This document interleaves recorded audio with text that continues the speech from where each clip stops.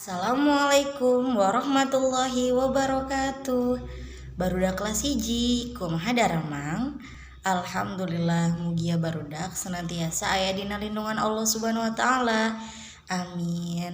Nah barudak alhamdulillah urang teh atos rengse karena sadaya pembahasan nu aya dina bahasa Sunda dugi di semester ieu ti bab hiji dugi ka bab 4. Nah kitunya barudak.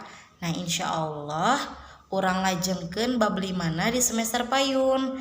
Tapi sateu acan eta urang bade ngareview heula balik deui ngaulang pembelajaran anu atos di mulai ti awalnya urang dikawitan deui. Soalna insyaallah mingguan payun urang bade ulangan harian. Siap-siapnya semangat baca-baca deui buku bahasa Sundana dibaca deui.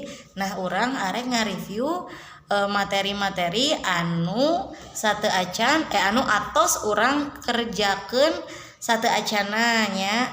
Nah ayeuna kang dinten ayeuna ibu mah bade masihan bewara hungkul bahwasana minggu payun urang ulangan harian. Nah insyaallah minggu payun deui urang bade ngareview